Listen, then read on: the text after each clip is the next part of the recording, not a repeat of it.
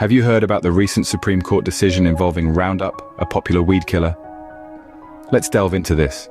The Supreme Court has made a significant decision, one that refused to intervene in a case against Bayer, the manufacturer of Roundup. This decision upheld a multi-million-dollar verdict against the company. Now, what does this mean? It essentially opens the door for thousands of lawsuits of a similar nature against Bayer. Let's rewind a little and understand the case that led to this. The case was brought forward by a man named Edwin Hardman. Hardman alleged that his use of Roundup led to his non-Hodgkin's lymphoma. He claimed that Bayer failed to warn consumers about the cancer risks associated with the active ingredient in Roundup, a chemical called glyphosate. Interestingly, the views on the cancer-causing potential of glyphosate vary. The Environmental Protection Agency, or the EPA, has stated that glyphosate is unlikely to cause cancer. On the other hand, California has stricter labeling laws and views on the matter. Bayer, in the face of this verdict, made an appeal to the Supreme Court. Their argument was for nationwide uniformity of pesticide labeling. They want to ensure that the same standards apply from coast to coast, but their appeal was unsuccessful. With this decision, the court has effectively opened the floodgates for thousands of similar lawsuits against Bayer. Following the Supreme Court decision, what does the future hold for Bayer and its popular product Roundup? Let's take a moment to revisit some of the significant events that have shaped the narrative around this controversial product in recent years.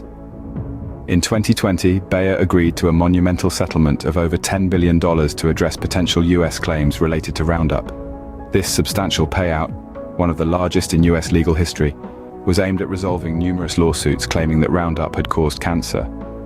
However, Bayer was quick to stress that this settlement was not an admission of wrongdoing or liability. In terms of their legal track record, Bayer has asserted that they had won their last 4 cases involving Roundup. This suggests a degree of confidence within the company about their ability to successfully defend the safety of their product in court. But the Supreme Court's recent decision not to intervene in the case of Edwin Hardman, who alleges that Roundup caused his non-Hodgkin's lymphoma, has no doubt shaken that confidence to some extent. Adding another layer of complexity to this saga is a significant recent development from the Ninth Circuit Court. They have ordered the Environmental Protection Agency, or EPA, to reconsider its previous finding that glyphosate, the active ingredient in Roundup, did not pose an unreasonable risk. This could potentially lead to stricter regulations on the use and sale of glyphosate-based products, which would have significant implications not just for Bayer, but for the entire pesticide industry. So, what does all of this mean for Bayer and Roundup? Well, the landscape is certainly shifting. With increasing legal challenges, the massive settlement, and the possibility of tighter regulations, Bayer will need to navigate these challenges carefully. An era of increased scrutiny and greater demands for corporate accountability is on the horizon, and companies like Bayer will need to adapt or risk being left behind. As the legal battles continue, the future of Bayer and Roundup hangs in the balance. In the world of news, it's important to know where information comes from. The key details in today's Roundup were sourced from the Washington Post, a publication renowned for its thorough reporting and commitment to factual accuracy. The article, dated 22nd of June 2022, provided an extensive insight into the Supreme Court's decision regarding the Roundup case and the subsequent implications. Reliable news sources like the Washington Post play a crucial role in keeping us informed about world events, legal developments, and corporate accountability.